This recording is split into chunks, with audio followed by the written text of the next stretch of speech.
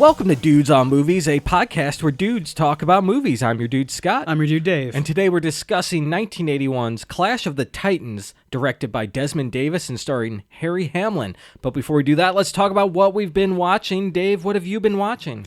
I went to see the movie Anatomy of a Fall. It won the Palme d'Or at this year's Cannes Film Festival. Yes. It is fantastic. And it's weird to, obviously say, yeah, we're always talking about, no spoilers. And, of course, I wouldn't, give spoilers here. But, this is one of the most original police procedurals I've ever seen because it's more about the nature of justice and the nature of truth that we've talked about a lot on this show recently. And trying to prove your innocence when you don't look innocent. And it was a fantastic movie. Dude, I've heard good things about it. Yes. I gotta watch this now. Yes, it's so good. Is Edward Norton in it as a split personality? That's all I need to know. Yeah, he's missing. That is the one missing element. The one thing. Yes. Okay. Cool, man. Right. I watched something. It was The Changeling from 1979 with George C. Scott. Nice. I hadn't seen it in a long time. In fact, I actually forgot I saw it. That's not to say this movie's unforgettable. Right. It's not. Right. But it's a haunted house movie that's about trauma, guilt, and secrets. And he goes after an event that happens at the beginning. He goes and stays at this house that's haunted. And he has to figure out what's going on and unravel the mystery and uncover how the ripples of that event has affected the community and things like that. It's really good. It's incredibly intriguing. The mystery's very solid. I really love the ending of the movie, and it's got some really creepy camera work and sound design that I think was pioneering at this time, at the late 70s. This was dynamite stuff. It's really good. Yes. So yeah, everybody check out The Changeling. Now, Dave, let's talk about Clash of the Titans. Why don't you give everyone a synopsis? Yes. So this film is an adaptation of the tale from Greek mythology in which Perseus, the son of Zeus and the mortal Danae, grows up to be a great warrior who saves the princess Andromeda from the wrath of the goddess Thetis. What it's most famous for is not Greek mythology, of course. It's really for its incredibly deep cast of excellent actors, and especially the stop-motion special effects of Ray Harryhausen. It's a lot of fun, so let's dive in. Yeah, definitely. And I'm just going to put it out there right now. I might screw up some of these names and Greek relationships and words. I'm not an expert in Greek mythology. Yeah, I'm glad you brought that up because I am also not an expert on this, and I read more into it, and apparently what we've seen as far as, film and TV adaptations of Greek mythology, a lot of it has been composited. Yeah. And so, even if you see this tale told 10 different times, you might find 10 different variations on it. Yeah. So, we have to go back and read the original text if we're ever going to get exactly, right. Brush up on your Greek, everybody. Yes. Yeah, I mean, and it's Greek mythology is such a wellspring of awesome ideas. I know. Almost all of our stories have sprung from. Yes. It's awesome stuff. And in addition to the mythology, even just the Greek drama, all of all Oedipus and everything else, Aeschylus and all that stuff it's what gave birth to what we know as entertainment today. Yeah. The Odyssey, is that Greek? It is. Yeah. You can't go wrong with it, I guess. I know. I tried to read the Odyssey, Dave. I didn't make it. They made us read it in school, I believe. Okay. And I got through it then. I haven't touched it since. Okay. Yeah. All right, cool. So the movie kicks off where we see a king, I forget his name, but his daughter is Danae, and his grandson is Perseus. Yeah. Zeus had an affair with Danae, and the son is Perseus, and now the king is going to kill them because his daughter has, I guess, not been chaste or something like that. Yeah. So he puts them out to sea so that they die, and this really makes Zeus mad. Well, obviously, and honestly, dude, I just can't, Zeus... He can't keep it in his pants, I'm just telling you that. And honestly... You did this. This is your fault. Exactly. How are you not throwing thunderbolts at the king right now? Well, he does get mad, right? But he lets it happen. But he lets it happen. Yeah. He lets the whole ceremony go down. And I know his wrath is swift and brutal, but like, why does he even let it get this far? As soon as he knows that the king is feeling the way he is, why doesn't he like? He obviously has the ability to soften the guy's heart. He's a god, right? You know. I don't know, but instead he lets him like cast them out in a coffin that's floating through the ocean. This woman and this baby. It's absolutely monstrous. Yeah. And what's great about the movie, actually not great, but what's interesting about the movie is the music that accompanies or that follows this sequence is all wrong. Is it? I didn't notice. It comes in. It's like this. It's from a Disney cartoon. Oh, you mean when the title card comes up? Yes. Yeah. It sounds like we're in Song of the South. I you know. It's like Zippity Doodah starts playing. It is exactly Zippity Doodah stuff, and it is, and it's a mother and baby like about to drown in a coffin. Yes, from a ceremony that like her father perpetrated. It's disgusting. And I know that like the whole point is that like they make it because Zeus saves them. Right. But we got to sit there and chew on it until Zeus makes a move. Right. This like romantic theme of adventure starts playing. But no, we've seen the most horrible, dreadful thing. You can't just do this. And we know that it's out there. And you see the coffin like kind of getting like lost in the tide and everything, and it's like, oh, this thing's not going to make it, and we got to sit through 3 minutes of credits before we even get to Olympus with an eagle flying around on this blue screen that I could have bought at the dollar store. Man, it is a pretty bad effect. It's horrible. That eagle is clipping in and out of the screen. I know. It's like, and I mean, it's the worst effect in the movie. Yeah, it is. It is because it's the first thing you see. I mean, or like, you're like, what am I watching? Exactly. Like, what am I doing? Right. The tone is all wrong. Right. The special effects suck. Yes. Like, right. What's going on? Exactly. Here? This thing better improve. I almost regretted really this, Dave. I was like, oof. Yeah. Man. Okay. But then by the end, I didn't. Exactly. So there we because go. the eagle eventually does fly to where the gods are. Yep. And then we meet Laurence Olivier. Yeah. Who's sitting in front of a bunch of lasers. Boy, yeah. The throne on Mount Olympus is something else. I love the colored lights behind Zeus's throne. It reminded me of those school photo backdrops with the colored, like. Oh my God, yeah. He needs a mullet. Yes, exactly. No, right? He'd fit right in. And a cowlick. Yeah, he'd be looking good. 1981, man. Yes. I also the Olympus set with like, where Laurence Olivier is with all the other gods, it looks like a fun place to act and also to hang out in. Yeah.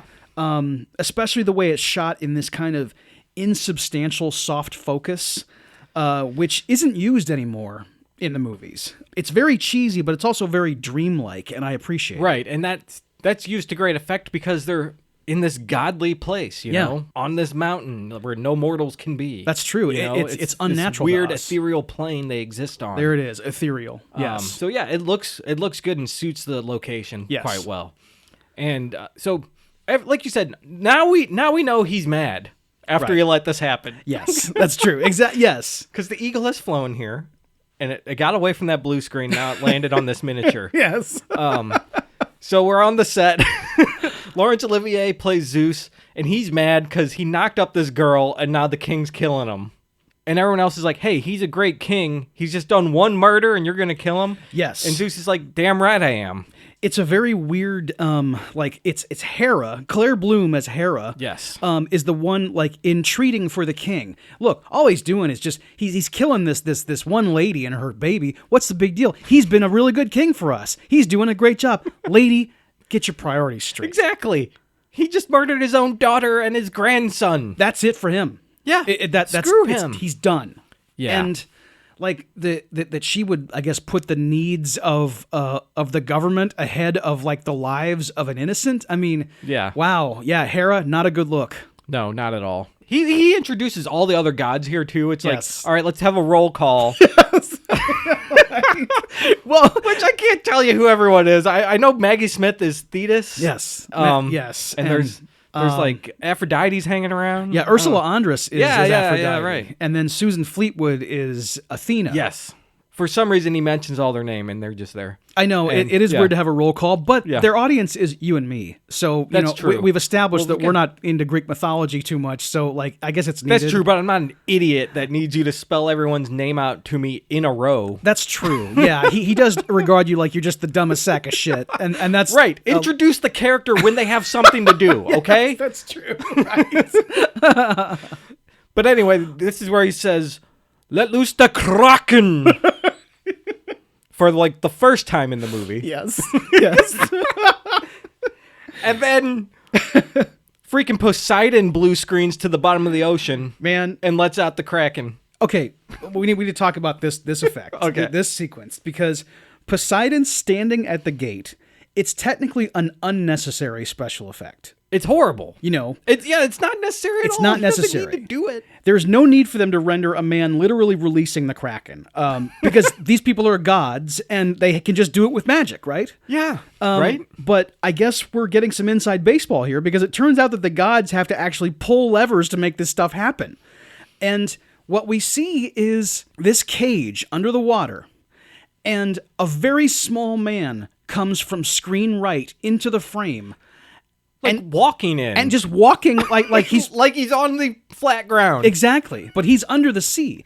And then there's this close-up of the actor's face where I can't actually tell if he's truly underwater or not, or if it's like that Parent Trap thing. Where Haley Mills has the fish are swimming in front of him. Exactly, yes. I don't know if this guy's actually in a tank or not. I can't tell. His hair's floating a little bit. Like, yes. Like he could be. Right. But even that could be fans.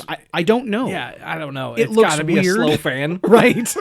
It does look weird. Right. Yeah, and he like turns this crank and opens this cage and then outswims this like giant foam monster. Yes. You don't see the whole thing. Like you Right. see just like parts of it come out. It looks good, but you can tell it's like a rubber foam suit. You know? Yeah, of course. But it looks good, what you see. Right.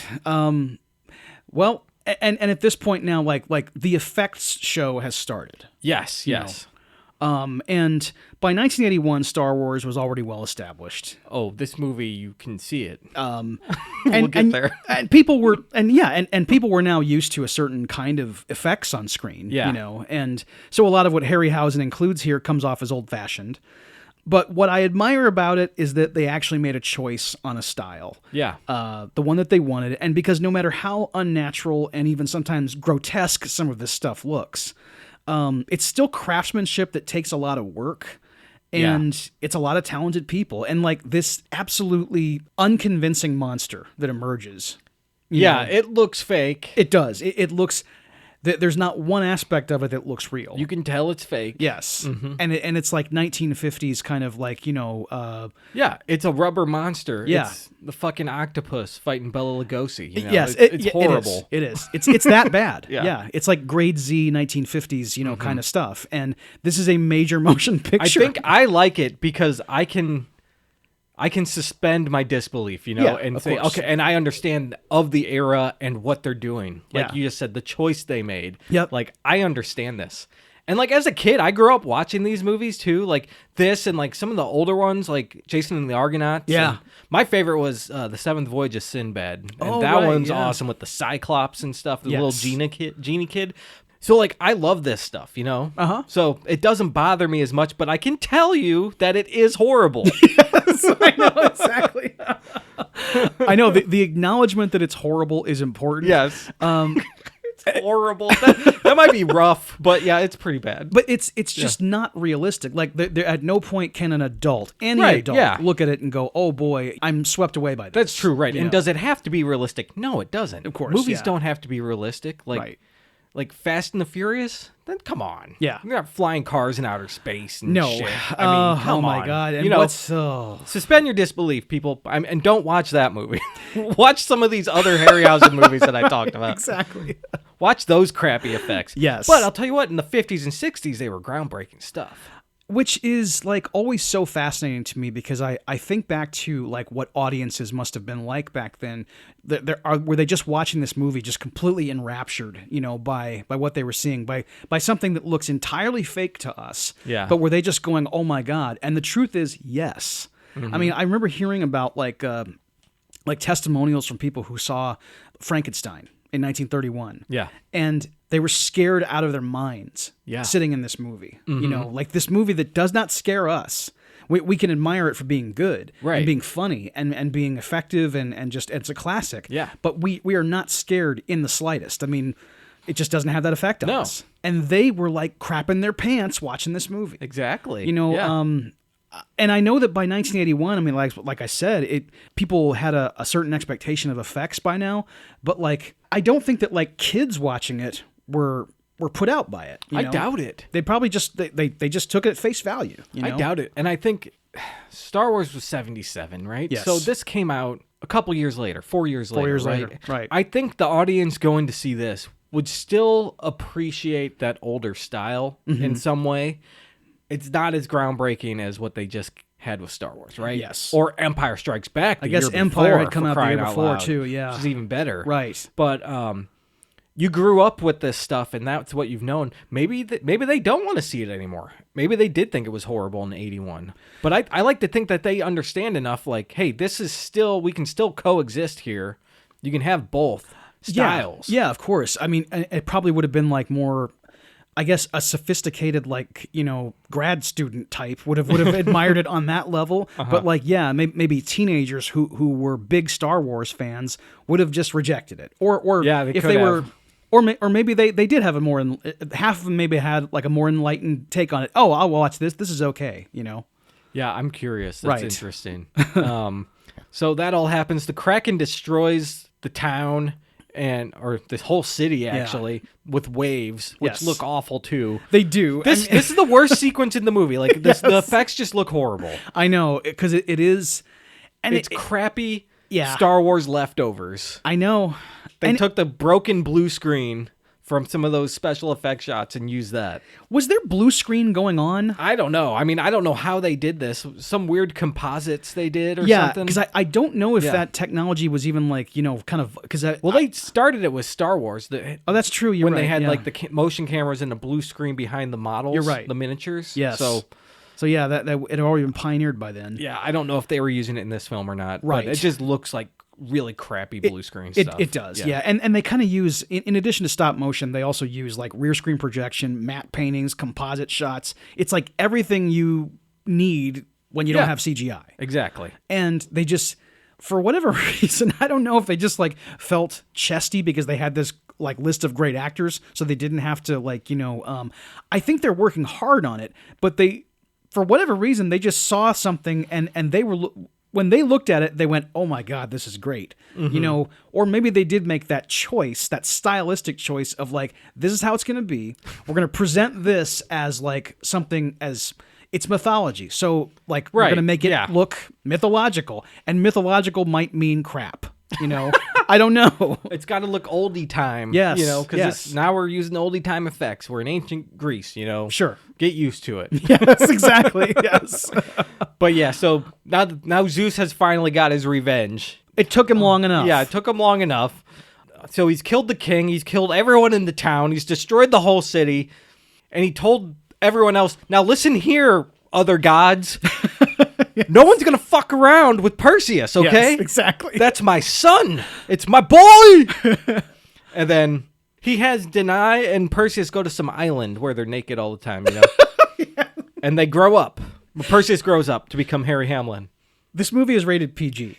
Yes. Okay. Mm-hmm. And there's lots of stuff that you shouldn't have. I can't believe the amount of nudity that's in this movie. Yeah. It happens more than once where you're just like, oh my God, that's a naked woman. Like in focus in the middle of the screen. There's a bunch of naked butts. Yeah. There's a child that's naked. Yeah. Like this is insane. Right. 1981, everybody. I know. And there's violence too that like you just, you know, I can't believe that's in here either. Yeah. You know, I know that like Jaws was rated PG, you know, as well. Yeah. And that's an incredibly violent film. I mean, like once the shark attack happens, you know, but like I just can't believe the standards were that different. And I didn't remember it happening like that. I mean, I was 4 years old, so who knows? But yeah, you right. know, yeah, geez. Yeah, I mean, the times did not catch up to the movies yet. I guess not. They're like, right. well, we only have 2 ratings we can give it. That's true. I know. Yeah. Exactly. Yeah. It's either you can't see it or you... The Exorcist rated PG. Yeah. Not working. Uh-huh. And I mean, we just spent like 20 minutes on the first little section of this movie, but I Sure. think we got a lot of our stuff out, and I know. we can move along now. Exactly. Yeah, because obviously, like you said earlier, we're gonna talk a lot about special effects, and I mean, it has to be talked about at the top of it, like what you're dealing with here. Yeah. Because we're in for a lot of this kind of special effects. We've ripped on it a lot. It gets better. Yeah, it does. I think it gets a lot better. Right. Now we meet Calibos. Maggie Smith says something to Zeus like, give my son mercy or something, because her son is Calibos. He was like a mortal.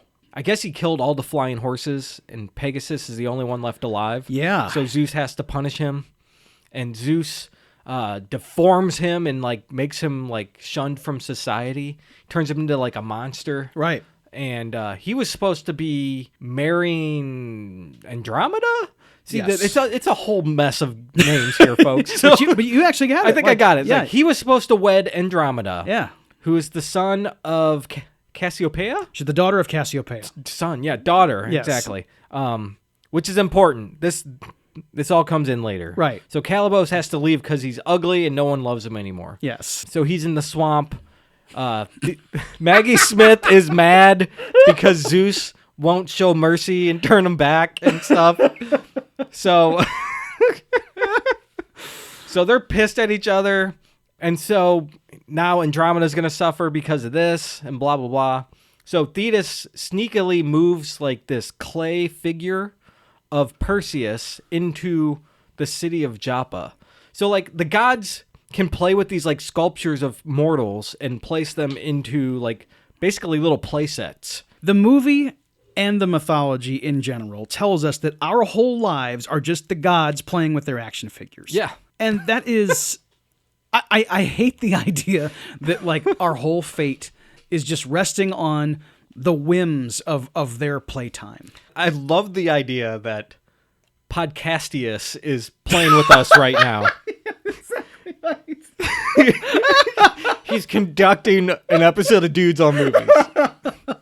And talking about himself now. Oh my like, God. getting really meta on it. Oh my God. You know? Wow. He's up there in soft focus somewhere. Yes, he is. It's in the studio. But yeah, I don't like to think of that. Yeah. As how it really is. I guess I'll find out when I'm dead. Ideally, yeah. Or if I just show up in the middle of like some coliseum somewhere randomly. I mean, yeah. Let's get into it. Which is what happens to Perseus. Yes. So Thetis has stolen Zeus's doll and put it in a location it's not supposed to be. I guess before we even talk about that, we need to talk about just the action of doing that. Because, I mean, like, if Zeus is the god of gods, he's all powerful. And the other gods are what they are. They also have powers they have dominion over the mortals. Yeah. How can they ever get on Zeus's bad side if he has the authority and the power to just like kind of extinguish them? I mean, right? I mean, like you would think so. I mean, Thetis can't just do this. You know, like just move his son somewhere. I guess she can. I guess, don't know. I mean, I guess we wouldn't have a story if she couldn't. But can Zeus not kill an immortal? Like, I guess you can't do anything. I wish you I'd can read... punish them, right? Like who's the guy that keeps pushing the rock up the hill? Hephaestus or something? Yeah. Like he was punished and sent to do that eternally. I think he was a god, right? Okay. But he can't kill him, right? I don't know. This feels like drunk history. I mean, we're not just like trying to piece together stuff that we should know, but we don't. You know what? You know? I wish I researched the Greek mythology a little more before we got here. But you know what? Exactly. Whatever. And now we have homework in front of us, and yes. you know, yeah. So yeah, they're having a little hissy fit about Perseus. Right. So, he wakes up in like this. He just like. The camera shot is him just fading in to the middle of this arena, and he's like laying on the ground because he was asleep on a beach, and now he was waking up in the middle of this empty amphitheater somewhere, right, in the city of Joppa. Yes, and he stands up and he hears someone saying, "Hey, who are you?" You know, this scary voice or whatever. Right. And out walks this dude with like a mask and everything, and it's a little intimidating. I wasn't scared though. Yes. Perseus is a little on guard, and then all of a sudden this guy takes his mask off, and it's Burgess Meredith, and he's like, "Oh, hey Perseus, you know, welcome to my town." Yeah. Cleveland's Burgess Meredith in ancient Greece. Yes. You know what? He won a Saturn Award for acting for this. For this. Yeah. You know what? That's something. That sounds about right. Yeah, exactly. Right. You know, that's a great idea for just like a niche interest, is if we had an encyclopedic knowledge of the Saturn Awards. Oh my God. You know, like we could name them from decades past. That's something I might look into. Sure. Because no one does that. I know, exactly. And to know that, like, now I know that Burgess Meredith is a Saturn Award winner. Like, I've got that now. Yeah, he's got a lot of gold, man. Right. But yeah, he's just like, oh, hey, welcome to town, kid. You know? Yes. And man, it's great because he's playing an actor, like a theater proprietor, right? too, Yeah, you know? he lives there. At yeah, the exactly. This is where he scares people off like this to get him off his property. Yeah, that's what he does. Right. So. And for some reason, he decides that Perseus is okay because Perseus didn't act scared. Yeah, and he gives him a cape and a sword and shit. Like, right. Hey, man, you're awesome. Yes. You're Prince Perseus, man. And because he heard the legend, the yes. story, quote unquote, of Perseus, and now he's here, and he's like, oh, I gotta help him.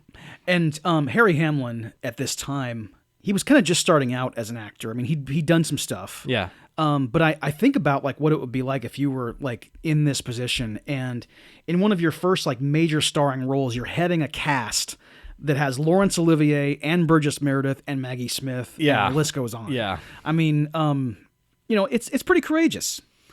It can be intimidating. It is. And he does a good job in this movie. He would get better later on in life. He does a job. And Scott's unconvinced about my compliments. Yeah. So I guess I don't know what it is, but it's tolerable, Dave. Okay. When I see Harry Hamlin make weird acting choices in this movie, I react to it with amusement. In multiple instances, another character will be telling him something, and he'll be in the foreground with his chin upward, giving the other actor the side eye. He's trying to be fancy and theatrical, and even though it's maybe not the best move, because I've liked him in other things, I can forgive him for it. It doesn't bother me. Okay. I'll say that. But it's definitely not the best acting I've ever... He's not winning the Saturn Award. Oh, of course not. No. Sorry. Yeah, dream on. You're not getting any Saturns. No Sadie for you. That's exactly, dude. He also has this faraway stare that makes him look like he's confused about some fairly simple concepts. Yeah. And they have to be like kind of over-explained to him by Eamon. That's Burgess Meredith's character. And when this happens, he'll kind of repeat the broad strokes because like at one point, like after this, when Zeus bestows him with his implements, yes, he tells him that the helmet will make him invisible, and Harry Hamlin picks it up and goes, invisible, and then he stops for a minute and says it again, invisible. And at one point, he says something about like his destiny, and he repeats the word, my destiny. Yeah. And he has this faraway look. Yeah. Where I'm stealing this from Ty Burr. Okay. It looks like the captain of the football team in a school play. Like this kind of embarrassed performance. Yep. You know? And that's why I say I reacted to it with amusement, because I know he's going for something here, but he had to look around him and see the effects and everything and go, well, maybe he's like playing 3-dimensional chess, and it's like some kind of thing where he's like, I'm going to try to be Shakespearean, but make it look like I'm a jock trying to pull this off. Yeah. You know? You described it as theatrical, which is exactly what I put in my notes. Like, there's just too much theatrics with this. It's too much. Right. You're not on stage. You're on camera. I agree. I mean, they're different styles of acting, and you have to be aware of that. And I mean, name another more theatrical society than Greece, like ancient Greece. Of course. I don't know. Yes. I mean, but. So I guess it kind of fits in with the tone, but it is a little ridiculous. Oh yeah. And he looks exactly like Michael Ian Black in this film. Like what? He looks just like him. Serious? Yes. Oh my God. He does. Wow. I was not prepared for that description. I think he's quite good looking. Well, yeah, he looks great. Yeah. No, Michael Ian Black looks good. Oh, I know. Yeah, you thinking like Wet Hot American Summer Michael Ian Black. Yeah, kind of around that era. Okay, you know? There you go. Got it. You know, I can see him doing this role with the theatrics as like a farce. Like I can see that. My God, you're right. Oh, that is so perfect. Yeah, he would totally nail this. Geez. Yeah. But yeah, so Zeus says now, all right, for some reason my son's here. Let's give him weapons and shit, right? Yes. So he makes everyone like give him special stuff like a sword and a shield and a helmet that makes you invisible. Yes. So he's suiting up. And his dad is just spoiling him. I know. He's stacking the deck. Come on, man. Yeah, I mean, because, look, and he essentially makes him invincible. I mean, because if you have an invisibility helmet, and a magic sword that never dulls, and a shield that can protect you against all attacks. Yeah. I mean, yeah. I guess if he's not paying child support all this time, he's got to do something, right? I guess that's true. That's true. What a deadbeat. And then, like, he runs off to town with his invisible, like, for some reason, and, like, forgets his sword, and then Burgess Meredith says, like, oh, the young, why do they never listen? Why do they never learn? For no reason. Yeah, I don't know why he says this. He says it to no one. Yeah. And that's part of, I guess, the theatricality again. Yeah, right. That this movie and this script thinks it's doing. And like you can't. I'm glad you brought up earlier about, like, you know, making a choice as an actor to not be theatrical when you're on camera. Yeah. And part of that is not only your line delivery, but like what you just described with Burgess Meredith of doing asides. Yeah. And soliloquies, things that don't exist in the world of movies. Yeah, you know, he's giving a monologue. Yeah, like right. But why? There's no reason for this, Burgess. I mean, it's not his fault. No, of course. It's just like if we're doing a Shakespeare adaptation, then I get it because that's part of it. You know. Yeah. But even if you're doing a filmed version of it, then that belongs in that world. I have a feeling that all of our listeners that are really Greek heads, you know, are going to eat us alive on this one. And rightly so. You know what? Because we'll take it. Exactly. Look, everybody. We're ignorant and we're sorry. If you're experts on this subject matter, please, absolutely, like, take us to task because, you know, I want to be better. Yeah, I agree. So he runs to the town of Joppa, and it's a big, lively, bustling city. Yes. You know? It's Mos Eisley, I guess. Yes. And he walks in. He walks in, and there's, like, a dude that's being burned at the stake. Like, he's dead already. He's totally toasted. But, like, he walks in, and the guard starts telling him all about it. He's like... It's Chris Farley in Wayne's World, everybody. I put the same note. He freaking just tells him everything.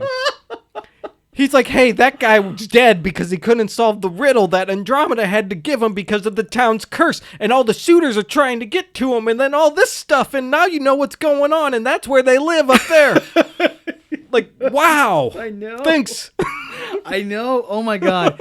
It is exactly that character. Yeah. It's the guy who's there and gives you an exposition dump. And yeah, all you need is Wayne Campbell to, like, comment on it and say, you know, that security guard had a lot of information. Right. You know? It seemed extraneous at the time. Yes.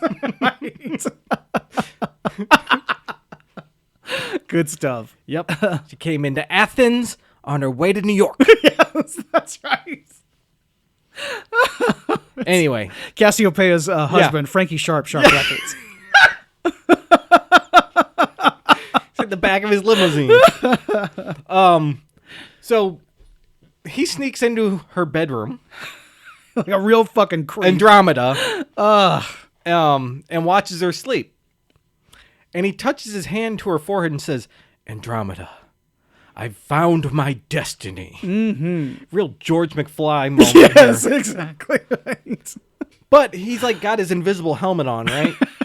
And like so, like her ghost comes out and walks to the balcony where we get like the first real stop motion of the movie. This giant buzzard lands on the balcony with a cage that she's supposed to climb in, and it flies off with her. Yeah, it looks good. It's not the best, but it's okay. I mean, compared to some of the other stuff later, it's not as good, but it's a good effect. And I guess there's not as much for this vulture to do. You know, it's just perched there on the balcony and like, okay. And in these instances, I mean, like, I think that if they were making it today, obviously, they probably would have just got like a real animal and, shot it close up or whatever. Or they would have just done the whole thing in CGI, of course, you know. But like, this thing, it's about probably the best creature effect in the movie. Yeah? I'd say. You think so? Yeah. I like one more better. You do? Okay. Yeah. I like Medusa better. I don't know. Okay. Or are you talking about like an animal? Okay, yeah, animals. Okay. Yes. Gorgons don't count. Yeah. They're real, Dave. Yeah, exactly right. I don't know. I think I might like the scorpions better than the vulture. Okay, see, I do like the vultures better than the scorpions. Okay. Okay. Cool. But the scene itself has no reason to be here because they do the same scene 2 minutes later. Yes, they do. And now, do we see the results of where she goes? Not this time. The second time. The second time is where they establish that. They play the same footage. Yes.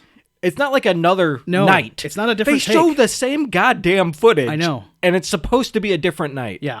So it's quite confusing for the audience. And it's pretty cheap, too. It's tacky. It's, this movie had a budget. It had to keep. Someone had to pay Olivier. That's no doubt. For his 1 day of shooting, I'm sure he did. I read it was 1 week. Oh, 1 week? Okay. Yeah. And that's how they got some of the other actors to be in it too, was because they found out that Olivier was there. He was only there for a week, and it was like, hey, this is they're paying well, and you get to hang out with Larry. Yeah, there you go. I mean, I was like, you know what? I'd sign up for that too. I would do it too, no man. doubt. We're all just hanging out in this nice, dreamy set. Oh my gosh, I so want to be there. Being theatrical, we don't have to act that great. It's an easy gig. That's true. I've never seen Maggie Smith suck. Actually, she doesn't suck in this. She doesn't suck. Okay. She's not the best, but now what do you think about Laurence Olivier then? He's kind of bad, I think. Okay. Yeah. I think the movie has a long list of excellent actors, as we've established, but there is a strangeness about the acting itself. Yeah. And honestly, again, just like Harry Hamlin, years ago, I would have found it overly dramatic, and I still do, because it is. But somehow at this point in my life, I really enjoy it. I don't know why. I have no acceptable defense for why I enjoy it, but I do. I enjoy it on that it's so bad it's good level. Okay. That's how I'm enjoying it. So you're having an ironic time? I mean, kind of. I am too. Yeah. For different reasons. Yeah.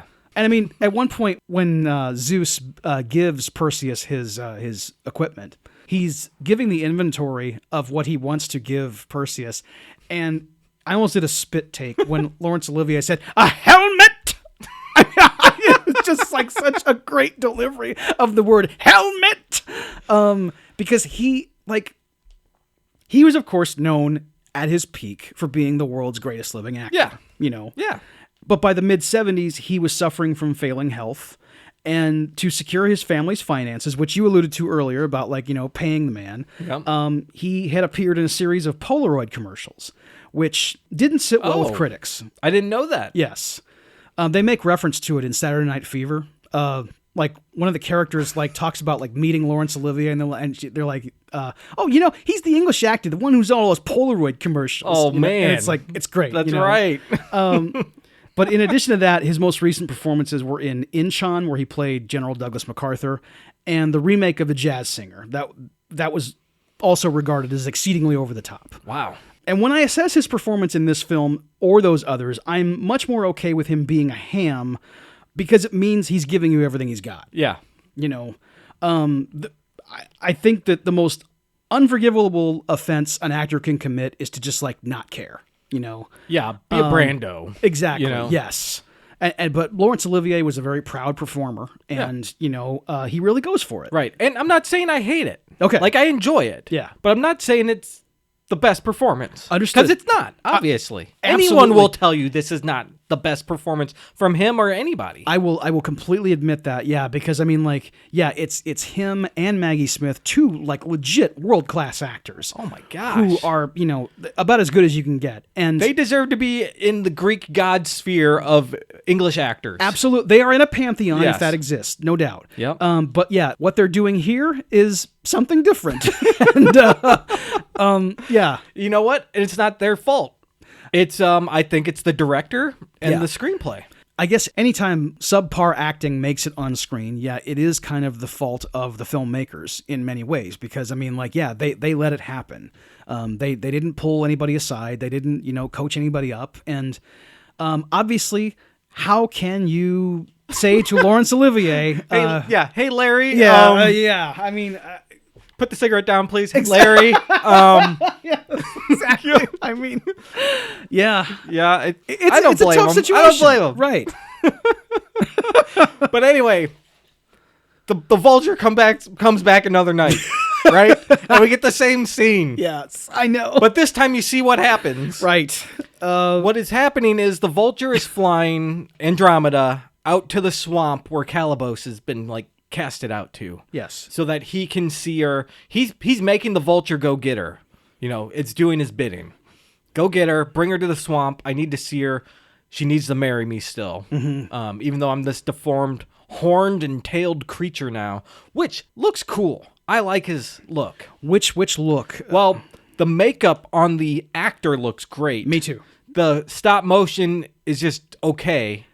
I like it, but it's not as good as some of the other stuff. It's a bizarre choice that they made with this to make him a puppet when he's filmed in wide and medium shots. Yeah. But yeah, on close up, it's an actor in makeup. Well, what happened was originally there was no dialogue for this character, and they added it in, and they decided to cast an actor for it. Oh, okay. So they had to match the movements of the actor against the stop motion. And I know Harryhausen said that it was quite a task to try to get everything lined up for when they're doing cuts in the film. Oh my gosh! Yeah. Wow. Okay. So like that editing work and like the meticulousness of the stop motion, getting that to match the other shots, that's fine work there. That's awesome job. Yeah. Yeah. Wow. But yeah, I think the makeup looks great, and I love how he's kind of theatrical too, right? Yeah, he is. But I like that because he's this evil, weird creature. Yeah, he's got more of a right to theatricality, I guess, than the other actors. He's a villain. Yeah, he is. A big time. I mean, like, he is someone who's been, he's been cast out. He's almost like Lucifer, in that, like, he's been wronged in many ways. So, yeah. I'd be mad, too, if Zeus was just like, hey, screw you, I'm mad. I mean, I'm going to put my doll in this corner now. Exactly. I don't like you. you. I know, because, like, why didn't you just kill me? Yeah. Like, if I committed some offense, why am I not just dead? Why would you curse me to, like, live out this existence? You know? And he, like, did it to curse Andromeda also for some reason. Yeah. I don't remember.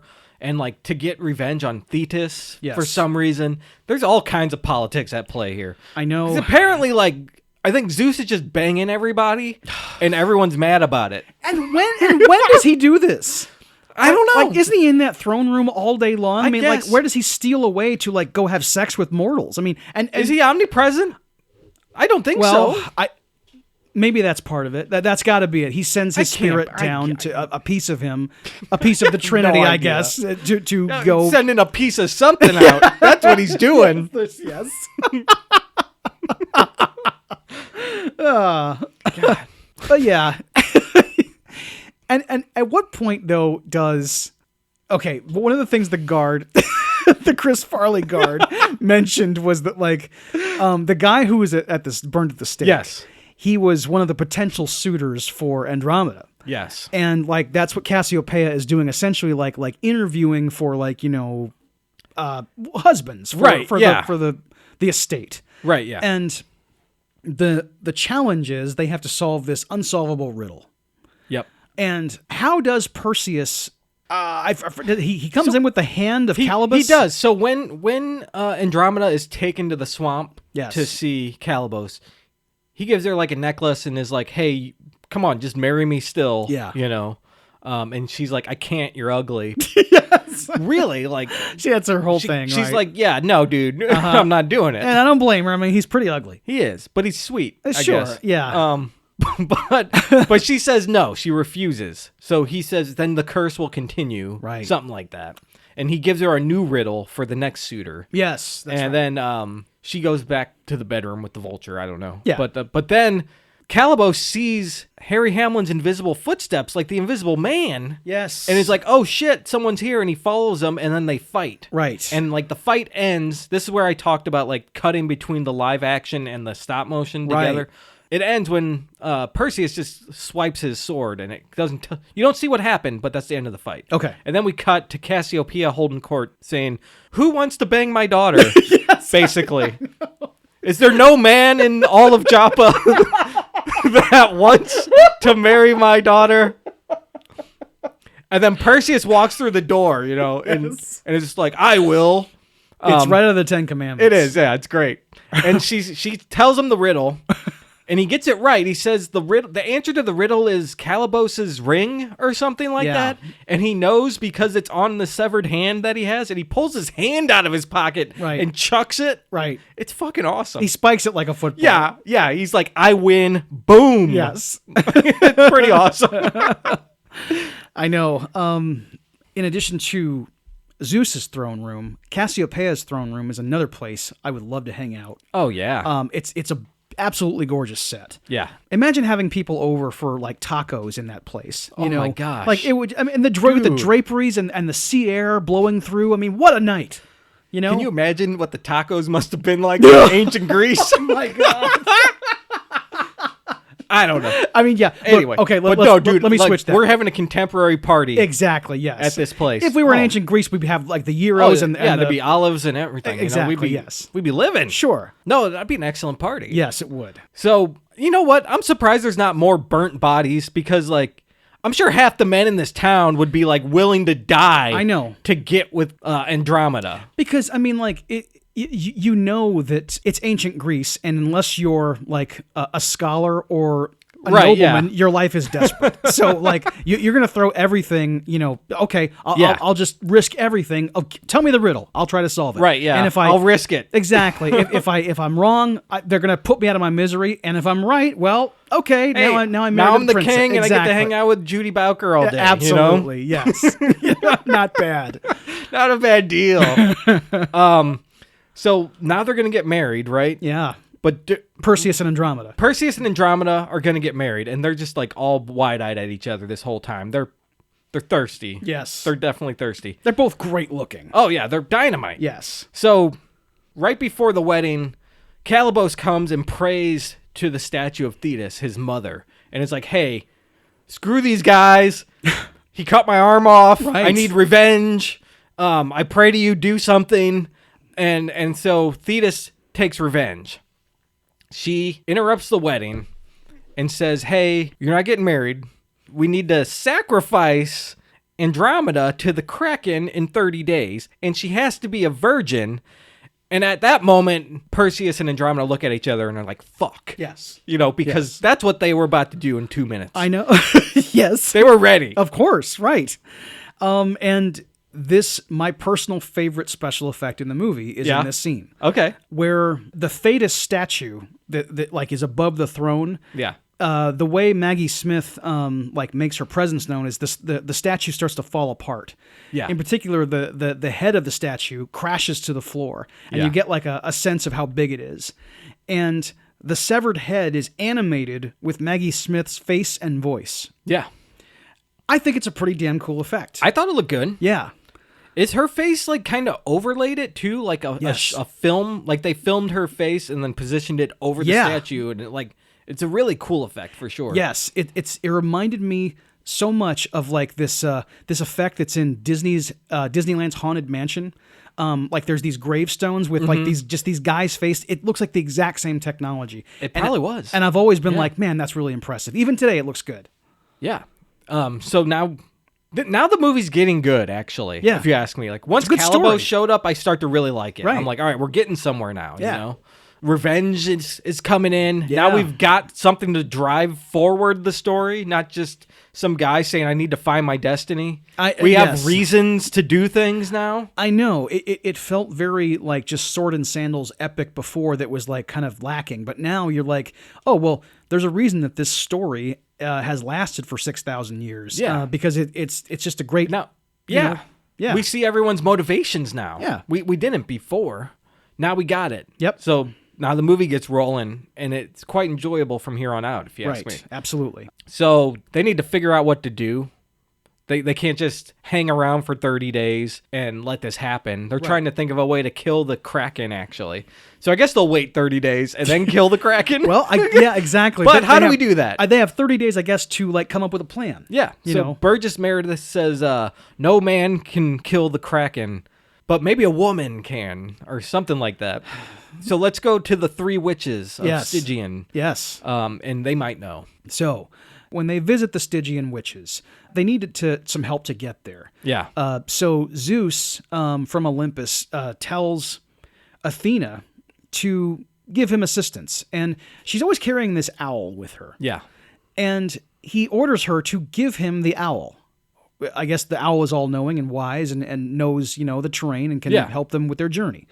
So she doesn't want to part with the owl. So she goes to this guy to make like a mechanical version of the owl. Yep. With all of its knowledge and power, I guess. Yeah. And the owl is called Bubo, and it becomes like a big-time character in the movie. Yes. I thought its name was Al2D2. Because that's what this thing is.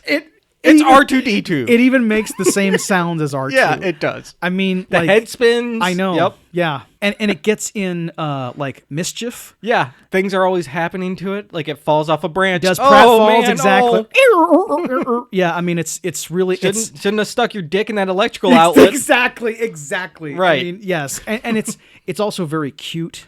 And, it is cute. Yeah. And the animation looks good too. I think it's stop motion as well. When it's flying, it looks a little janky. Of course. I mean, because it's a big honking metal owl.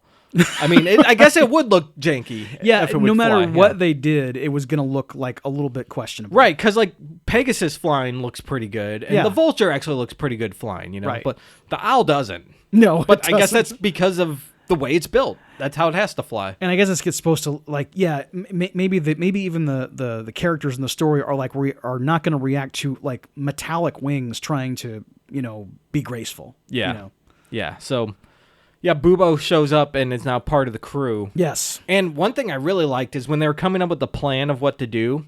They were like, Andromeda, you got to stay here, and she's like, no, screw that. Yeah, we're not married yet. Yeah. I'm in charge still. Exactly. I'm going with you. It was great. I was like, there you go. Assert herself like, hey, Perseus, you're not even royalty yet. Like, I'm the princess. Right. Bow down. And she has a good plan. Yeah. We're going with you and escort, and everyone goes with them as a team. Yes. That's good. Don't just go by yourself, you idiot. Oh, I know, exactly. Come on. And I even like that too, just from a practical like perspective of like whenever someone is on a quest like this, I always worry when they like stay here, I'll be back. No, dude, bring your whole coterie with you. Right. You need Samwise Gamgee with you. Why do you have all these men if you're not going to have them at your side at all times? Right. You idiot. Exactly. And by the way, he had already like tamed Pegasus at this point. Yes. Yes. In a funny scene where he got invisible, and then he lassos him with a rope while he's invisible. Yeah. so you get a little like invisible rope jokes. It was very much like what we just watched in The Invisible Man. Yeah. It was probably the same technology. I'm sure it was. But they want to fly Pegasus, but Calibos has kidnapped Pegasus. Yeah. So they can't. So now they're going to make this huge journey that'll take forever. Right. It would have taken hours with Pegasus. Now it's going to take weeks. Yeah, now because they got to go over these mountains. Yeah. Yeah, and they when they go into to find the Stygian witches, it turns out they're all three. It's these 3 blind women who they preside over this cauldron. Yeah. Inside this cave, and they're all knowing, but they can't see anything unless they have this. They call it their eye. Exactly. Yeah, it's this little crystal that they can like put in front of where their eyes were, and it allows the one person holding the crystal to see. Yep. And inside their cauldron are, I guess, people. People. Yes. They mentioned it earlier. Like they'll kill people and eat people. Right. Like when Harry Hamlin walks into their cave and announces himself, they like are all by the cauldron and they start to like walk towards the door, and like a hand tries to come out of the cauldron. This other witch like pushes it back down into the soup. Yes, that's right. Yes, that's right. It's like trying to get out. No, get back in there. It was pretty funny. Yeah, I like it. Yeah. And I like the witches. I think they look good. Oh, I know. They're actually frightening to look at and to listen to, and you know that they will kill you and eat you, right? Right. So there's actually a threat here. Yes. They are a little silly sometimes because they're bumbling around with one eye they have to share and they can't all see. They're fighting over who can look at them, Right. So it's almost like the Muppets. Yes, right. And you as an adult know that, like, okay, well, there's still however much long in the movie. Obviously, as dangerous as the witches are, they're not going to kill Perseus in this movie. Of course not. I mean, maybe a guard or something, which yeah, doesn't exactly. happen. Yes. Because Bubo swipes in and steals that eye. Yes. He takes it and gives it to Perseus, and now they can't see, Right. And they're at his mercy. Yes, and he can just ask them anything he wants, and they'll tell him, what he needs to do to defeat the Krrraken. Yeah. And they tell him you have to get the head of Medusa, the Gorgon. If she looks at you in the eye, you'll turn to stone, and her blood is poison. Yeah. So you need to get that, and show it to the Krrraken, and it'll kill him. Turn him to stone. Right. So that's the plan. And he has to seek out Medusa at the Isle of the Dead at the edge of the underworld, which is where they got to go now. But first he says, "Here, catch," and throws the eye. And they don't catch it. I felt that was unnecessary on Perseus's part. Yes, because he turns around like, "Hey, suckers!" Exactly. Yeah. Because they just really helped him out. Yeah. I know that he had to like kind of leech it out of them with like subterfuge, but they still went with it. All he would have had to do was like had Bubo like fly the orb back to them. Right. He doesn't have to be an asshole about it. It's really uncool. Man. Yeah. It's bullshit. Yeah. Now they're gonna hate you even more. Exactly. Yes. I mean, they're not gonna think, "Oh, what a horrible person," but he did give us the eye back. Yes. Yeah. And it's like you get to like, I guess there's some relief in that, like they start like kind of pawing around on the ground and they're getting very close to the eye, so they're gonna They'll get find it again. it, but yeah. But like he still didn't have to throw it at them. Maybe he thinks we need some time to get away. Maybe that's why. But they don't set that up. No, they don't. Exactly. They do not set that up one bit. They just make it look like Perseus is like a schoolyard bully, essentially. Right. He's the jock. He's the captain of There the it is. team. Yes. He's accidentally in the drama play this quarter. He's trying to get that hot, shy girl to like him. God damn, dude. That's what's happening here. So, this is my favorite part of the movie, when they go to the Isle of the Dead. Okay. They got to go to the River Styx, and they have to ride the ferry with Charon across it. Yeah. And Charon is this basically like a Grim Reaper type character. Right. He's a skeleton in a robe, and he ferries you across the river between the world of the living and the world of the dead. And if you don't have money to pay him, then he'll just ferry you forever. Yeah. So one of the other guys in his cadre gives Perseus like coins. Yeah. So that he can pay the ferryman. Yep. And he puts the coin in that like bony hand. Yeah. And then it closes. You can tell it's fake. Yes, of course. Right. The Spirit Halloween hand closes on it. Right. It actually also leads to it's weird that like both the Christian faith and Greek mythology have this particular figure in common, but Yeah. like when someone dies, you put 2 coins on their eyelids so that they can give it to okay, got it. All right. Otherwise, I'm just going to be like, I guess in this purgatorial river forever. No thanks. Yeah, exactly. It's not a great fate. So it's a really good set too. Like it's foggy and Yes. like you can't see ahead of you very far. And the music's really ominous here. The tone is right for this scene. Yes. Not like the beginning credits. Oh, I agree. I Yeah. mean, like this really, it's dreadful, and there's real tension here. There's so much tension, Dave, that when the ceiling crumbled, I was startled. I literally Wow. jumped. No kidding. Jeez. That okay. hasn't happened to me in probably 15 years. Holy crap. Okay, I didn't jump, but I had a similar couldn't reaction. believe it. Yeah. I fucking jumped at this movie. I laughed for like a minute after that. I was like, did that really just happen to me? That's great. That's great. I mean, then this movie had a good effect on you. That in some scene ways. was really effective. Yeah. I mean, they're coming through this crumbled old building and Right. out into this opening, and the darkness and the music and the fog, it just Yes. is haunting. Yes. And was the ruined castle with the 2-headed wolf before that? Or No, this is where they get there. This is where they encounter come. this. They come Okay. up out of this cave into this open, almost like I don't know. There's pillars. It's like a crumbled castle kind of. Yeah, and they're in the bailey of what was this castle. Yeah. So then the 2-headed dog attacks them. I think Diosculus, I Yes. think is the name of it. It's basically like Cerberus with 2 heads instead of 3. Right. And this is all claymation animation also, stop motion. Stop motion. And I heard that it has hair, right? Like that's got to be the worst thing to work with stop motion. Trying to animate hair. Yeah, forget it. So apparently they were very careful when they were doing this to only touch the model like where you won't see it on camera. Okay. Like cuz I looked, you don't see it like the hair being all funky and acting weird. Yeah. Like they did a good job with that. Right. But yeah, the dog attacks him and his men and they fight. A couple of guys die, I think. Yeah, because it gets one of them, and then like Perseus has the magic sword still, but like it's been taken away from him, and it's underneath this snake. Yeah, and he's trying to get to the sword, so that he can rescue his guys who are being like fallen upon by this wolf. And eventually, when he does get there, I just wanted the wolf to run away. Yeah. But unfortunately that's not what happens. And, Harry Hamlin stands over top of it and stabs it 14 times. Yeah. And you get that whimper. Yeah. And the dead dog sound no one wants to hear. You know what? I've seen it in so many movies and television shows, and I know that it's just part of the motif, but it gets me every time, and I don't fucking need it. Okay. And I'm looking at you, Clash of the Titans 1981. How dare you? Right. This scene, I'm telling you. Right. But it didn't bother me, Dave. I understand. It doesn't bother anyone. I was just like, you know what? That dog's made out of clay. Agreed. And I don't believe it. Agreed. And yes. It's fine. It's just pictures in a book. It's fake. It can't hurt you. Yes. Right. Yes. It wasn't like I saw an animal in real life and anything like that. It was, absolutely. Yes. It was Ray Harryhausen's finger work. Right. I'm good. Yes, of course. Yes. I just enjoy taking moral stands on this podcast is all. I agree. Yeah.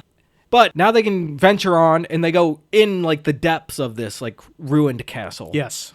And down here, this is my favorite part of the movie when they fight Medusa down here. It's very dark. It's lit by these torches on like sconces on the wall. So like it's got all this flickering candlelight basically. Right. And the room is just lit up and like flashing with this light. And there's like pillars down there and staircases, and there's like even like trenches of water or acid even. Yes. So like they go down and you don't see Medusa right away. She's like creeping around in the shadows, and you see the shadows being like animated, which is really cool. I'm sure they animated the real thing with the light, but only filmed the shadow. Yeah, yeah. Which is pretty awesome. But for anyone who doesn't know, Medusa is the woman who has snakes on her head. But in this movie, they don't make her a woman. They make herself like a giant snake. Yeah. But she has the torso of a woman and then snakes on her head. And a humanoid face. Humanoid face, but it's all scaly and stuff, so she's very serpentine. Yeah. And she's very intimidating. She's got a rattle on her tail, like a rattlesnake. Right. So she's snaking around this area, like in the shadows, going to get these guys. It's a really cool looking creature. It's really cool. And she's got a bow and arrow. Yeah. Like, which she just uses. I know. She's an expert archer. Yes. Man, she's so awesome. She's a really formidable enemy. And apparently, like, I think the witches tell us that she was formerly like a priestess of Aphrodite. Yeah. And she had an affair with Poseidon because, like we said, the gods are all sleeping around. Exactly, yes. So she was cursed probably by Zeus for this to happen. But man, this scene is awesome because she starts picking these guys off. Like the one guy, she shoots him like in the back and he goes flying into like this pit of water and like just drowns and is like bubbled up to death. That's awesome. And then she shoots another guy and he like falls on the ground and looks at her, and then we get a close up of her face and her eyes glow green, and then he turns to stone. Right. And that guy's fucked now. It's awesome. And now all we've got left is Perseus, and he's hiding behind these pillars, and he's looking at the reflection in his shield so that he can see where she is. If he looks at the reflection, he's not going to get turned to stone. Right. Because he's not looking directly in her eyes. And eventually he's kind of hiding in the shadows too, and she's chasing him a little. And he throws his shield out in the distance to kind of like bait her. And she shoots that with an arrow and then walks that way. And he gets his sword ready. And as she walks from the side of the pillar out into the open, he swings his sword and just lops her head off. And then the body starts like flailing around like slowly dying. Yes. Like it is an awesome effect. The stop motion is top notch here. This whole sequence, it's worth you seeing the movie. It is. And You could watch the sequence on its own. I know it's probably that just good. Yeah, exactly. Yeah. And the stop motion effects of the Medusa creature, it looks like stop motion. It does. Yeah. But it's also really because of the great set that they've built with the underworld thing, with all the weird red light and all the obsidian steps and columns and everything. She just fits into that so well, and they've lit her so well. Yes. And the puppeteers like make her like she's the best animated of all the creatures too. When they did it, they had candlelight flash flickering when they were animating her. Oh, so really? it would Okay. match the set. Wow. And that goes miles, folks. Like Yes. if they didn't light this model correctly, it would have ruined it. Yeah. Like she fits so perfectly into the scene. It's just an excellently done, well-crafted scene. Agreed. Like it's top notch. That's why people remember this movie. Yes. Because of this.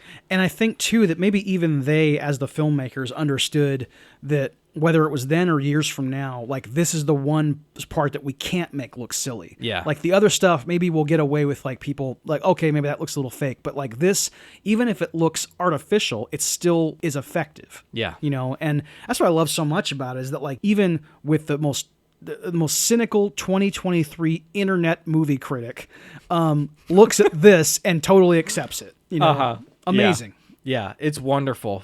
So now he's got the head, right? And he can use it to stop the Krrraken. So he brings it outside of the castle and he's standing there and he raises it up. He's holding the snakes with his hand and just raises his head up to the sky. And it's just like triumphantly holding it there. Yeah. Like, I got it. We're going to win. Even when I was a kid and like knew nothing about Greek mythology, I knew about Medusa and I knew about like someone holding her head aloft. I didn't know who Perseus was. Yeah. And I didn't know like the mythological story, but I knew about Medusa. Yeah. And I knew that there's something to do with her head, you know. Yep. And to know that like finding out years later that it was, he's doing that for a practical reason, you know. Right. It's not just he's triumphant and he defeated her. He needs to do this in order to save the day. Right. He needs to do it so he can get laid. That's what it all comes down to. I suppose that's his reward at the end of the, God. Yes. It's her reward too. Women can have pleasure. Agreed. And I mean, like, it and in this movie in particular, I mean, like, there is no bigger it couple than, Judy Delker and Harry Hamlin. know, I mean, right? Holy Yeah. crap. Wow. Yep. It's all over the front page. Yes. So he's got his prize here. Now he can go back. And by the way, we didn't mention it, but they ditched Andromeda halfway through the journey. They were like, hey, Burgess Meredith, stay here. Make sure she doesn't follow us. Yeah, I know. Look, okay. Yeah. If that happened in the original mythology, fine. Then that's accurate. But if they did it just for the movie, just so that we wouldn't have to like pay this person, extra money for this one sequence, then that sucks. I doubt it was money related. It was probably just I hope not. to separate them. I guess so, yeah. Because later she gets tied to the rocks. Well, And, yeah, because Calibus captures her. Yeah. So now he does capture her? Yes, because later? what happens is like man. after the triumphant head raising, Uh-huh. He needs rest. So he puts the head in this satchel. Okay. And Right, it's hanging there on the tree. hanging on the tree. And as he sleeps with his other soldiers, Calibus and his men fall upon them in their camp. And like something happens where like they shoot the head with an arrow. Well, what happens is Calibos now has like a pitchfork attached to his wrist. Oh yeah. Like he's like Merle from The Walking Dead, dude. Yes, He's yes. got rookered up here. Exactly. So he like stabs the head with the pitchfork and like the blood drips out. And the poisoned blood creates these 3 scorpion creatures. Yeah. Yeah. Which now Perseus and his men have to fight. Yes.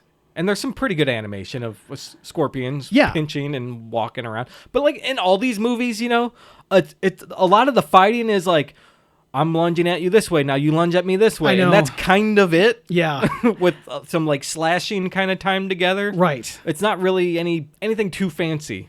And I agree with you about the creatures looking okay. But during this battle, Harry Hamlin has a moment where I wish they would have done a second take. Oh, yeah? At one point, he like very weakly shakes his sword at the creature and audibly goes, eh. I had noticed. But Yeah. I do not. I believe you, Dave. Right. I believe it was there. Yes. But yeah, he cuts off, they cut off some claws. They cut off some, like, of the poison tips of the tails. Stingers, stuff like that. Mhm. So Right. a couple of the guys eat it. And ultimately, it comes down to a fight between Perseus and Calibos. And Yeah. Calibos has a whip. Like he's got an Indiana Jones whip out and he's Yes. hitting everybody. He flicks it at Bubo and knocks him into the river. I know. And I Poor kept... R2D2. Exactly. I know, because it's just like R2. He is now in the swamp because they're on the Dagobah system. Yeah, right. And like, it's exactly R2 getting lost in the swamp. Right. I mean, yeah. So then he also whips Perseus and like knocks his sword out of his hand. And he's kind of like tangled up in the whip. Yeah. And he's reaching for that sword. He's almost got the sword. He's going for the rope. Yes, I know. So He wants the ref to do a rope break? yeah, dude. He's in a Texas cloverleaf and he's Exactly. trying to touch that rope. But he finally gets the sword. And instead of like cutting the whip and fighting, he throws it across the whole freaking field and Yes. hits Calibos right in the gut and kills him. Yes. It's a nice move, maybe a little impractical, Yeah, but exactly. Yeah. but it worked. It's just like, I remember a long time ago, I think you and I argued about, in Gladiator, Maximus flings his sword at another soldier. Yeah. And it kind of does the end over and like, woof, woof, Oh woof, yeah, the cool guy move. Yes. And I have a theory that this act has never happened in real life. Like, not even once. Yeah. It's been in tons of movies, but like in real life, no one has ever successfully Like during a completed- real battle. No, it's never No. happened. Yeah. Yeah. And I mean, this wasn't quite that, but it was on kind of the same level of just like, I mean, throwing your sword at someone and accurately killing them. I don't buy it for a second. Yeah. It wasn't in the last duel, was it? Did Ridley Scott bring it back for the last duel? I don't remember it being in the Okay. last duel. No. Yeah. Matt Damon didn't throw his sword No, that at didn't Adam happen. Driver. Okay. All right. Well, he could have retconned that. Come on, man. Right. Anyway, so yeah, but no, I don't think Andromeda was at this campground though. No, she wasn't. Her and Burgess Meredith like just split and went back to town, I think. And somehow but who ties her to the rocks? The town people do because they That's have to right. sacrifice That's her. right. She's been So Cassiopeia's men, Yeah. like on orders from the gods, have to do this. Yeah, that's what it is. So, Bubo gets out of the river. He's fine, and Yeah. he makes some funny noises, and everything's good now. So they go back to town. Well, what happens is, like, I feel like I'm all over the place because there's a lot going on. Well, yeah. in this movie. Yeah. But Perseus tells Bubo, "Hey, go get Pegasus." Because we forgot Pegasus got kidnapped by Calibos. Oh God. Yeah. By the vulture, maybe? I don't remember. Yeah. But so Bubo goes and like lands on a guy and he dies, and then Pegasus is free. Something stupid happens and Pegasus is free now. Yeah. Oh, Bubo actually attacks the vulture. That's what happens. Right. And he's just flying over his head, and then Pegasus gets free. So now Pegasus goes to Perseus, and they start flying back home. Now they can make the journey faster. Because Yes. time's a ticking. Yes, You know, of this course. is the last day. Uh-huh. And now the whole town has gotten Andromeda, and they're making a big processional down to the rocks on the beach where they got to chain her up so that the Krrraken can have his sacrifice. Yes, exactly. Absolutely. Right. And you get another Zeus going, "Release the Krrraken!" Yes. That was not a terrible Laurence Olivier. I appreciate It's better it. than the first one. Yeah, it was. Yeah. Like, you rolled your R's that time. That and was take two. Exactly. It wasn't even a different scene. They just took a different take. That's right. We recycled some footage. I'm just from glad they earlier. didn't play the same footage. Exactly. Because we don't need that again in this movie. Oh my God. So you get more underwater magic. Yeah. Where they let them out. I can't stress enough how both bizarre and unnecessary this effect is. I mean, like, of Poseidon, like, physically releasing the Kraken. Right. I mean, he actually has to turn a crank to open the gate. He's got to roll his windows Yes, down, you know? I mean, yes, exactly. I mean, it's just amazing. And, like, I guess I kind of appreciate the ingenuity of, like, well, we need to show this, you know? Right. But, like, if they're gods, couldn't they just the snap of a finger and it's done? You could have saved some money on that crank Yes, prop. exactly. You didn't need it. Yeah. Yes. You could have just had him standing there with his arms in the air going, Yeah, that's right. Exactly. Yeah. He could have used the force essentially. Exactly. And that again, they also use that same shot. It's a different shot, but they use it again of like where we don't know if this actor is underwater or not. Like, or the close up where it's his a hair, Haley Mills again. Exactly. His beard is kind of moving a little bit, like seaweed, but I can't tell how they're achieving this effect. We will never know. I get, yeah. It's impossible. Right. So the Kraken is out now, and now we get to actually see the Kraken. Yes. We don't just see like the little foam rubber tail or something that we saw earlier. Now you get a full stop motion Goliath that's coming out of the ocean. His hand, he has like 3 hands or 4 hands or something. Right. And he puts them all up on these rocks on the cliffside. He's gigantic. You know, he's hundreds of feet tall. Right. And he pulls himself out, and it's this giant, like, it looks like a creature from the Black Lagoon, pretty much. Yes. Except a gigantic. It's like a kaiju size of that. Yeah, he's huge. Yeah. And he pulls himself out of the water, and he's going to eat Cassiopeia, I guess. Or, I mean, Andromeda. Yeah. And as he's coming in for his snack, Pegasus comes flying in with Perseus on his back, and he's here to save the day. And then Bubo's flying around, too. Because you got to have Bubo. Yeah, yeah. Dude, I feel like they added... I know he's from the original text. Bubo was a thing. Yeah. But I feel like they just saw Star Wars and Empire, and we're like, we have to do this. It feels... It has to be here. I mean, like, this is so definitely directed toward, I want little kids to think of this, to see a cute creature. And it worked.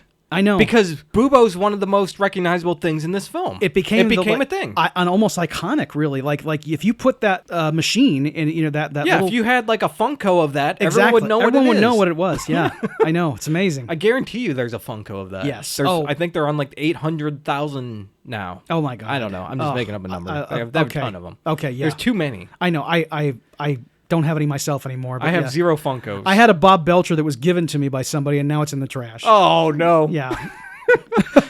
But there's a cool shot when they come flying in on the horse here. It's like in front of the Kraken's face, because like they're up in the air hundreds of feet, and you see Perseus flying like across his face. Like it looks like he's flying across like the front of a skyscraper. Yeah. Like it's a really cool shot.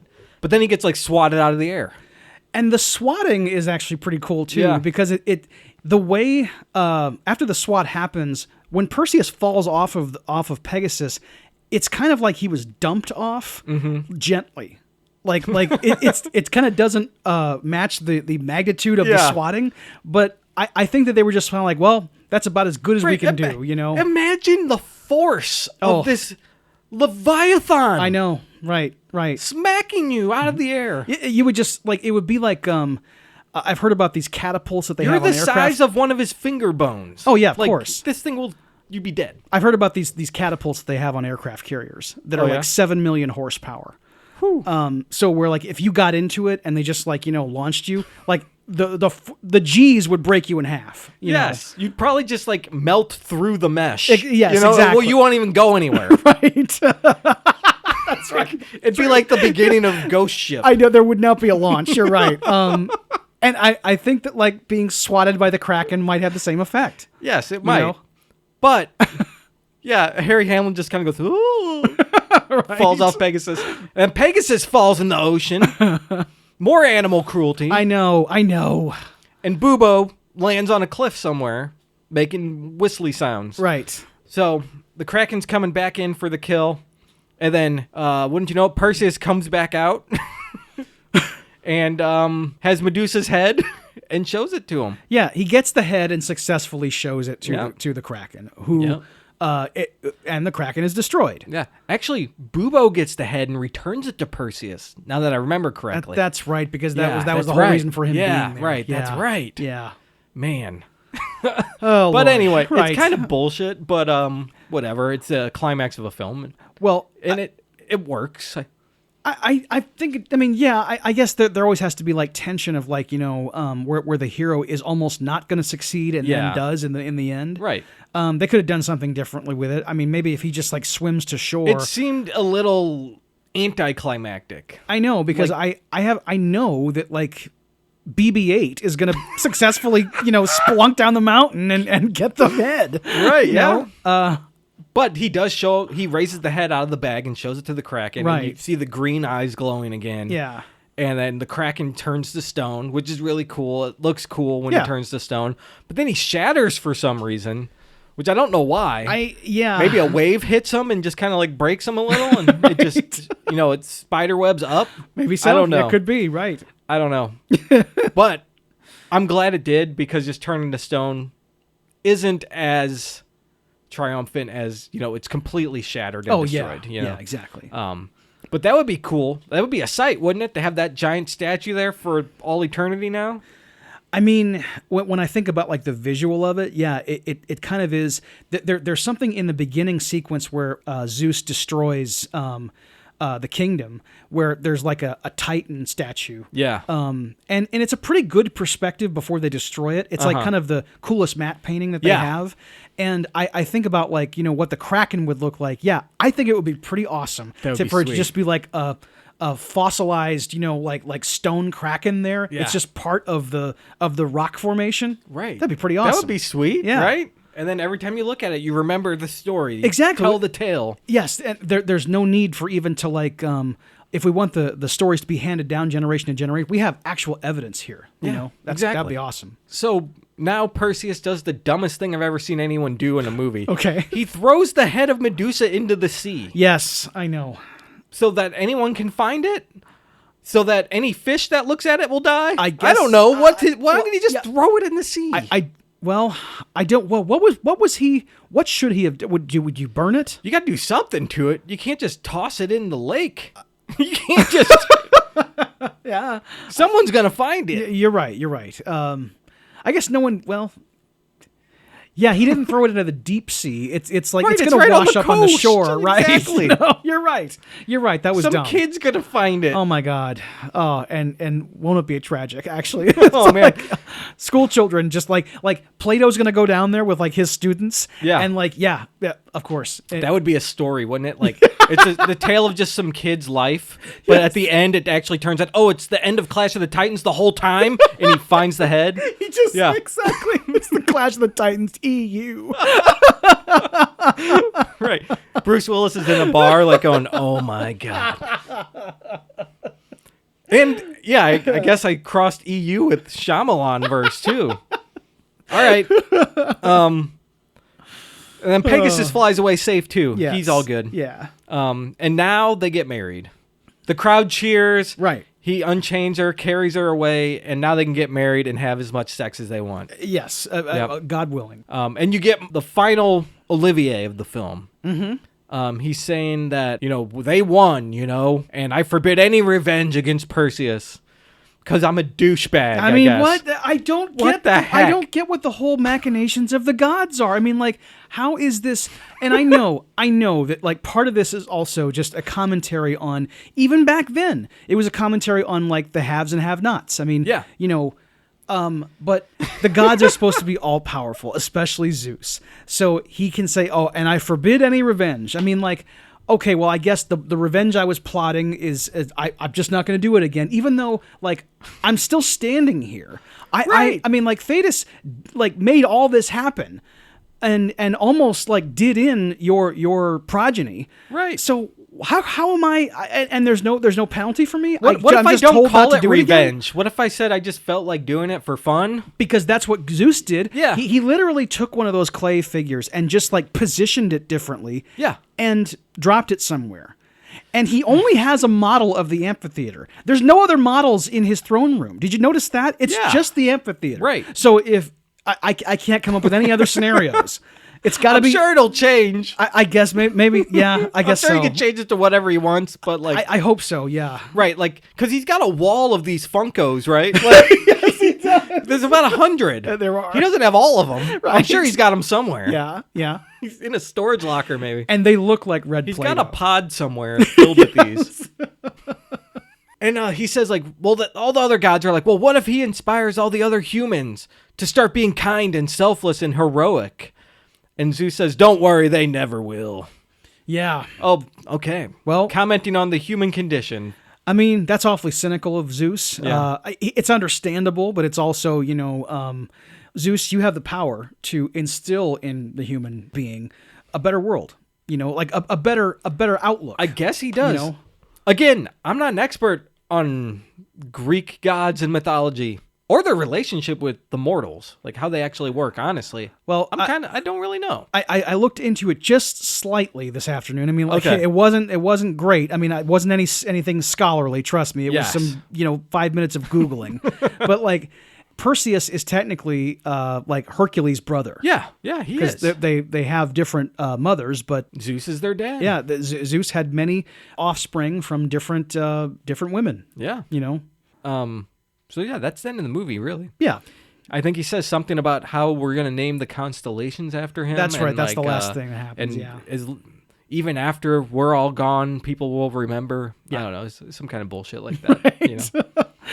But yeah, that's the end of the movie. Yes. Anything else, Dave? There's one thing we forgot to mention that Sean Phillips plays Cassiopeia, and she's a really good actor. I remember her from I, Claudius. It's my favorite BBC miniseries from the 70s. Everybody should check that out. I've got it on DVD at home. Ooh. And like it's shot on video, and it's got tons of world-class actors in it, like people I mean, like Patrick Stewart and Brian Blessed and Sean Phillips, and it just like it's a star-studded cast, and it's all about ancient Rome. Derek Jacobi is the titular I, Claudius. And also, I said earlier that I stole something from Ty Burr. It was not Ty Burr. It was Michael Sauter. So I wanted to correct myself. Oh, okay. Yeah. I forgive you. Thank you. Yeah, and one more thing about the effects. Like, this stuff is just awesome, man. It's fun to watch. Yeah. Like, and it influenced so many people, too. Like, George Lucas even, I know. Steven Spielberg, all these guys. James Cameron, even, like, special effect dudes like Dennis Muren and stuff. All these guys, like, grew up on this, and that's how we got Star Wars, because Harryhausen was doing this since, like, the 40s, I think. Right. He'd been, like, this was the last thing he did, I think. It's one of them, definitely. Yeah. I know, especially working with this director, right. It was the last thing they did together. I know that. Right. But, yeah, this guy's he's a legend. Yes. Yeah, so, all right, Dave, well, you recommend the movie? Yeah, I'd recommend the movie. I think this is definitely worth seeing at least once, and especially for that Medusa sequence. This is awesome. Yeah, I'll recommend it just because of the Medusa sequence, but I would also recommend, maybe even before this one, watch the other two I mentioned, Jason and the Argonauts and The Seventh Voyage of Sinbad. I prefer those to this, but this one is still worth a watch. Absolutely. All right, so that wraps it up. If you like what you heard, please subscribe to the show anywhere you get your podcast. Rate it, review it, and most of all, share it. It gets more dudes listening to the dudes, and you can go to dudesonmovies.com and find anything you need right there. Yeah, so we're on Facebook, Blue Sky, and Instagram. Look for Dudes on Movies, and our email address is dudesonmovies@gmail.com. That's right, and Dave, we have a question of the week. What's the question of the week? Do dated or poor special effects bother you? Ah, good one. And stay tuned next week when we do 1998's Gods and Monsters, directed by Bill Condon and starring Ian McKellen and Brendan Fraser. So until next week, I'm your dude Scott. I'm your dude Dave. And we'll see you next time.